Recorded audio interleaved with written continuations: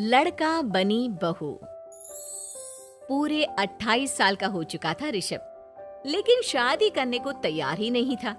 माँ बाप पूरी तरह से परेशान हो चुके थे। जब भी किसी लड़की का रिश्ता ऋषभ के लिए लेकर आते तो वो शादी करने से साफ मना कर देता, चाहे लड़की कितनी भी सुंदर, कितनी भी अच्छी क्यों ना हो।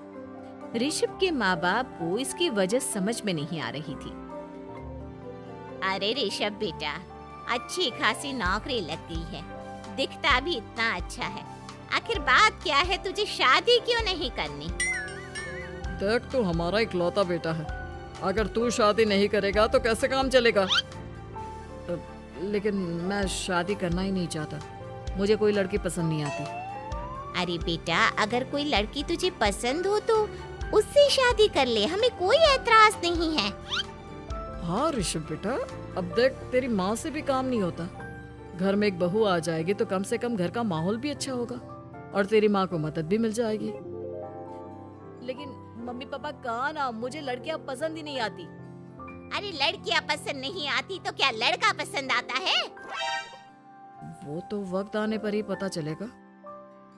ऋषभ की बात सुनकर उसके माँ और पापा का सर चकरा जाता है।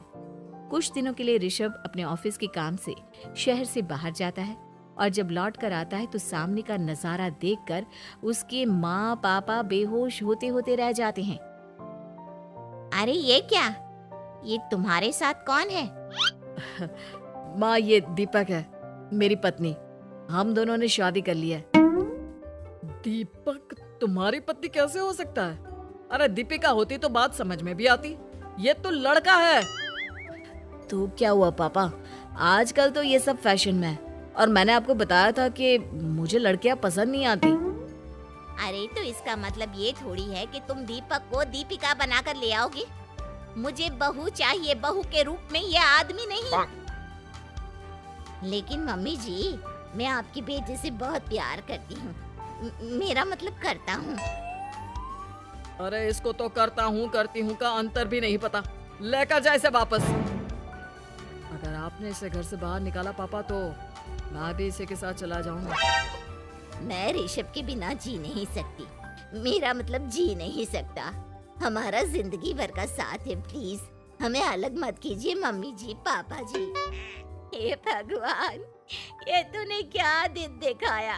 तेरे बेटे को थोड़ी अकल दे दे, लड़के को बहू बनाकर घर में ले आया है। अब क्या होगा, हम दुनिया को क्या मुंह दिखाएंगे? माँ, बेकार में परेशान हो रही हो। दीपक आपके सारे काम करेगी और एक अच्छी बहू की तरह आपके साथ रहेगी, देखना। पहले तो खुद तो क्लियर कर ले कि यह कुछ करेगा या करेगी, बाद में हम सोचते हैं कि हम क्या करें। बहू के आने के बाद क्या करते हैं, मुंह दिखाई की रस्म, तो आप भी वही कर लीजिए। आप चाहे तो मैं पूरे मोहल्ले में न्योता दे आती हूँ। अरे रहने दे, तेरी वजह से बेइज्जती और ज्यादा होगी। आई बड़ी, अब मेरा मतलब है आया बड़ा न्योता देने वाला। अगले दिन सुबह के वक्त दीपक बड़ी नजाकत से चलता हुआ सबके लिए चाय बनाकर सुबह सुबह बालकनी में आ जाता है। प्रणाम मम्मी जी, प्रणाम पापा जी। ये देखिए, चाय बिल्कुल आपकी पसंद की है। मुझे ऋषभ ने सब कुछ बता दिया था कि आपको क्या क्या पसंद है। हे भगवान, ये सब क्या हो रहा है? ये क्या नौटंकी है? नौटंकी कहाँ है?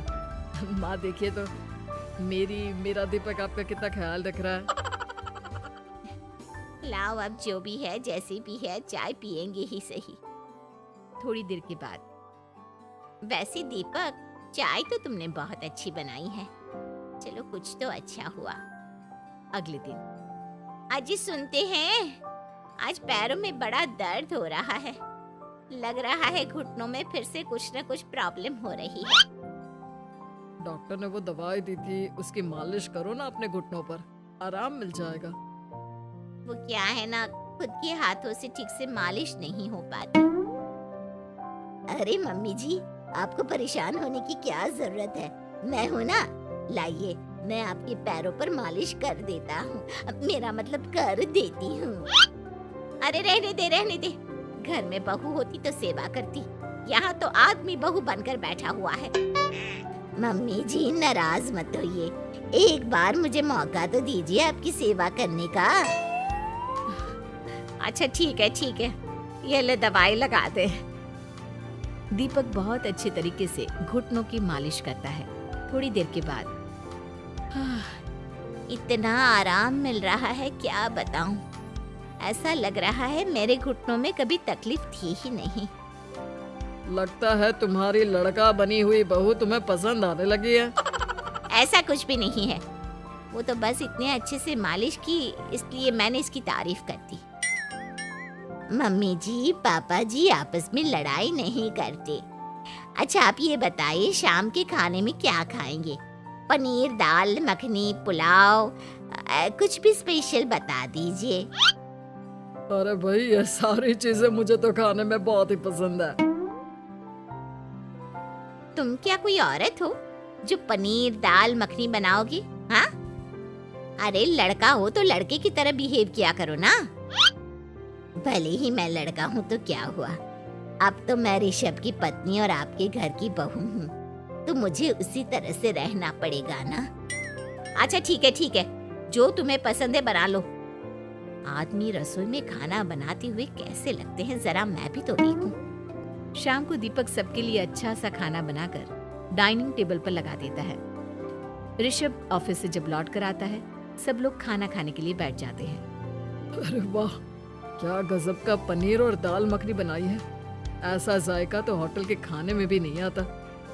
दीपक कितना अच्छा खाना बनाती हो, मेरा मतलब बनाते हो। तुम्हारी इसी अदा की वजह से तो मुझे तुमसे प्यार हो गया। अरे बहुत हो गया, आदमी होकर आदमी से प्यार करते हो।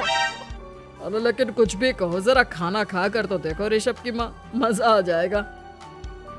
हाँ वैसे बात तो आपकी सही है, खाना तो वाकई में लाजवाब है। इतना स्वादिष्ट पनीर तो मैंने अपनी जिंदगी में नहीं खाया। कितना अच्छा होता अगर ये दीपिका होती। और फिर अगली सुबह कुछ ऐसा होता है जिसे देखकर ऋषभ के माँ और पापा ना केवल खुश होते हैं बल्कि हैरानी से उनकी आंखें फटी की फटी रह जाती हैं। उन्होंने जो नजारा अपनी आंखों के सामने देखा उसे देखकर उन्हें अपने आप पर भरोसा नहीं हुआ। सुबह का वक्त था, सब लोग बालकनी में बैठकर सुबह की चाय का इंतजार कर रहे थे। तभी रसोई में से एक बहुत ही खूबसूरत लड़की, जिसके लंबे लंबे बाल थे और जिसने साड़ी पहनी हुई थी, हाथ में चाय की ट्रे लेकर वहां आती है। अरे ये कौन है?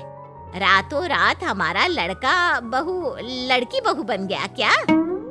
मुझे लगता है कोई सपना देख रहा है। इतनी सुंदर बहू तो हमने सपने में भी नहीं देखी। देखा माँ, जादू हो गया, जादू।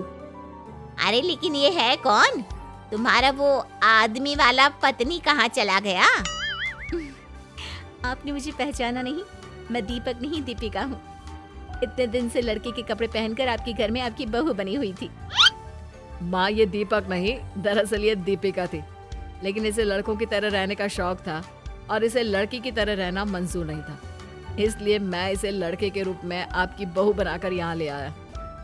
तो फिर अचानक ये उसका हृदय परिवर्तन और रूप परिवर्तन कैसे हो गया?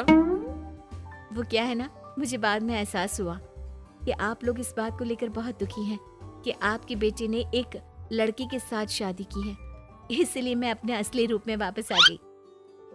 हमने कोई पुण्य कर्म किए होंगे जो तुम्हारे जैसा, मेरा मतलब तुम्हारे जैसी बहू मिली, इतनी खूबसूरत और इतना ख्याल रखने वाली। भला हो भगवान का कि हमें लड़की बहू मिली है, लड़का बहू नहीं।